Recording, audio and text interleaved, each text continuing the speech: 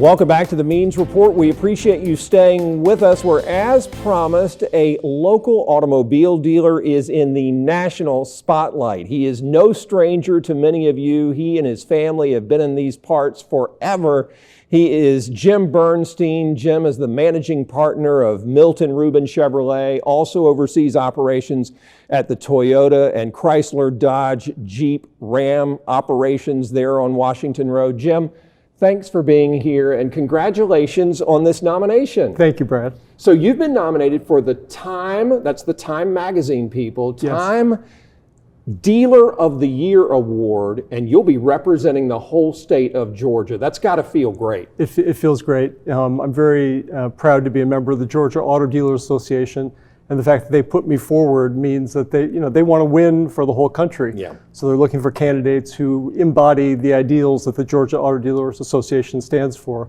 And I feel that we are a good representative. It's been many years since an Augusta dealer has represented Georgia. So I feel very proud of that. I'd like to bring it home to Augusta. And I feel proud of the operation that we've built on Washington Road. Well, why do you feel proud? Is this something where you wake up each morning and say, I'm going to be good enough to get a national award today? Or is it just something that comes naturally? So I've never thought that one time, but I'll tell you what I have thought every day. So I'm fortunate enough, my career has been really quite a blessing. And I work for Mr. Ruben, who has been 46 years in the car business, and he's built an incredible legacy. His family's been serving this community both at Ruben's department store and then at the Milton Ruben dealerships for about 100 years. So I know that my job is to make sure that I burnish that legacy. And he was first my boss, and then he was my best friend, and he's become a father and a brother and a mentor all rolled into one. And now I'm very fortunate that he's my partner. I'm his partner, actually, and that feels awfully good. And he said to me when I started working for him, he said, Jim, it's about the people. Don't ever forget that. And that dovetails with something that I learned in school. I had a professor named Bill George, who was a Fortune 500 CEO, wrote a great book called True North.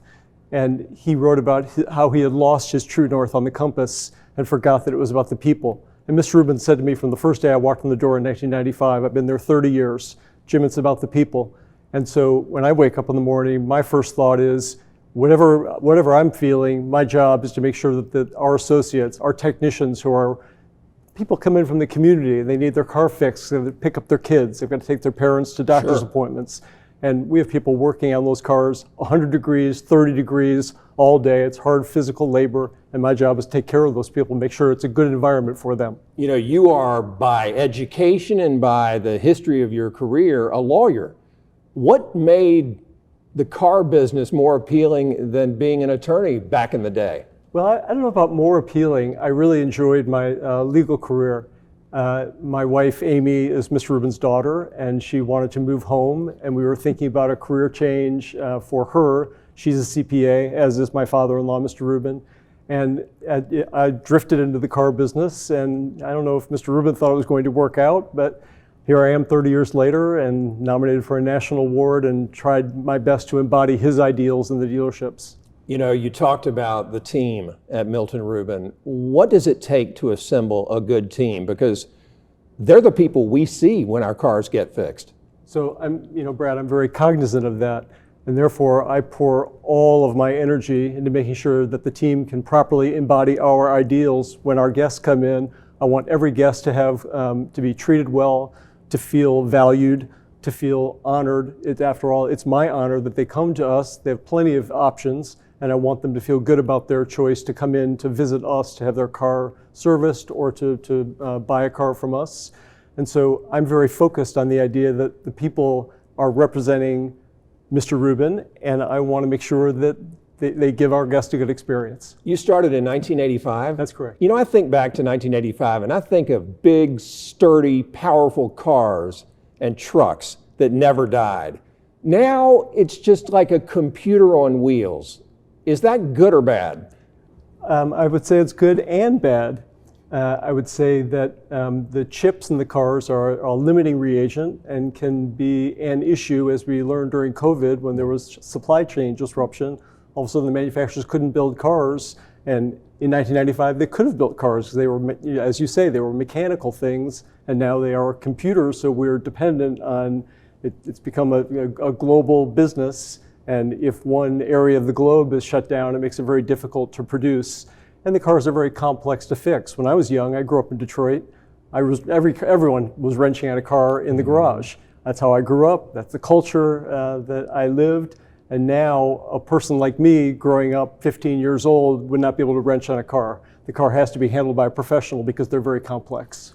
Are electric vehicles here to stay? We saw just in recent days the government kind of scale back some of the regulations and requirements and mandates when it comes to EVs. What's going to happen with those things? So I think that's a really interesting macro question. I'm probably not that qualified, but I do have an opinion.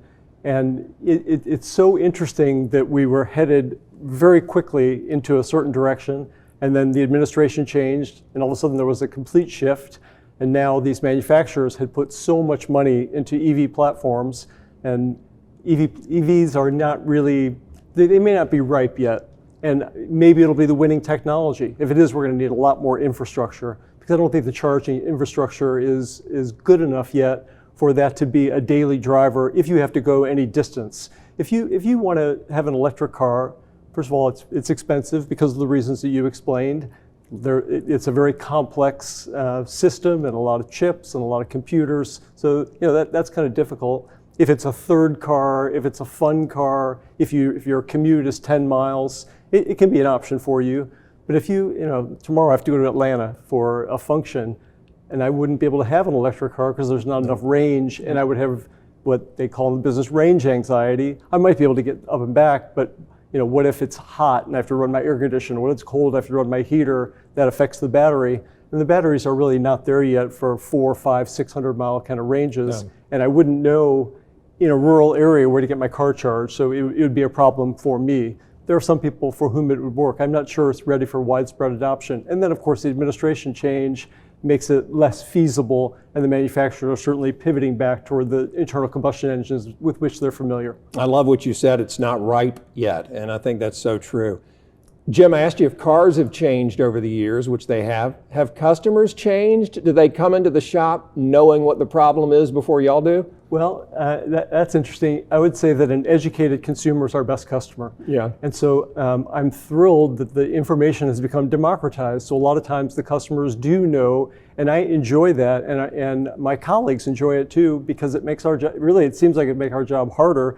It makes our job so much easier when somebody knows, they know what they're looking for, they've done the research, they know certain things about fixing the car. Often they're consultative with us in helping to fix or locate a car. So that's actually been kind of fun. How does a car dealership work as far as your inventory? Do you purchase the vehicles from the factory and then you sell them and keep the money, or do they give you the vehicles, you sell them, and then you pay them back later? So that's one of the most interesting misconceptions about the car business. I would say that's our biggest value add in the car dealership community, because we buy the cars. So when General Motors reports that they sold X number of cars, 1.7 million cars, or whatever the number would be per year, they mean they sold it to us. I'm the customer. I've bought the car. They're done. And Wow. Now it's my job to sell the car. I own it. That's on me. So my job is to turn the inventory, because I can get sunk if the car sits too long. Mm-hmm. I've got to keep them moving. Why are some dealership lots sparsely populated with vehicles? Is it difficult to get those cars and trucks from the factory? Because you drive past some stores and the lot is almost empty. I think you hit on it when you were talking about computers on wheels and how global the industry has become, and some manufacturers are more susceptible, and particularly during a tariff era where manufacturers were looking for lower cost solutions to build cars. So cars got outsourced to Mexico. They're already built in Southeast Asia, and those manufacturers were severely hurt by tariffs. And all of a sudden, they couldn't build as many cars. They couldn't import as many cars. Then, of course, the chip disruptions can cause interruptions in the plants. I would say that Land Rover Jaguar had a very highly publicized cyber attack on their plant. They couldn't build a car because the plant was shut down. So that was a serious problem. Things like that happen all the time. It's a global and complex industry. Probably time for one or two more questions. Community service is a big part of the criteria for this Dealer of the Year award from Time. How do you approach that commitment, and how do you make sure that Milton Ruben is a key part of our community?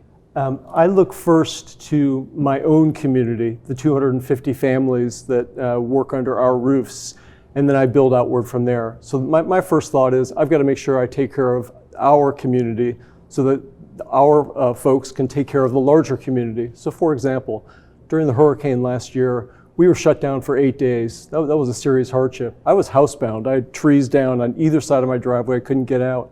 And so I think one of the things that brought me to the attention of GADA for the nomination was I hopped over a tree, I walked to the dealership, I got a fleet together, I took a car. I didn't have a car because I was stuck at the house. So I got one of the cars off the lot, I drove out to Greensboro, I bought the grocery stores, I bought the water, I bought the diapers, I bought the batteries, I bought the flashlights, I bought everything I put my hands on, dog food, cat food, cereal, and then I brought it back to the dealership. Everyone who could come in, they were able to get those things. The grocery stores were closed, there was no power, there was no water, but also some of our people were housebound. So we set up a fleet at the dealership and we drove the things out to these houses. We were taking care of our people to make sure they were okay. And then I made sure everyone was paid. Even though we were closed down, even though there was no income coming in, even though we had no power, no water, I couldn't have economic disruption for our families. So, I mean, they have needs. No, they do. And I was very cognizant of that. And you asked, why do I get up? And what do I think about when I get up in the morning? I think about that. So I wanted to make sure there was no disruption. It was already bad enough. One of the worst things we've ever seen in Augusta. But I wanted to make sure our people had as little disruption as possible to their economic circumstances so they could have the things they needed to feed their family and take care of things. Well, Jim, I can't thank you enough for what you and your family do for our community. Congratulations on representing Georgia. Best of luck in February. Thank you, Brad. I appreciate it. Absolutely. Thanks for having me. Anytime. When we come back, how you can help us get more great guests like Jim and Michael and Lena on the Means Report.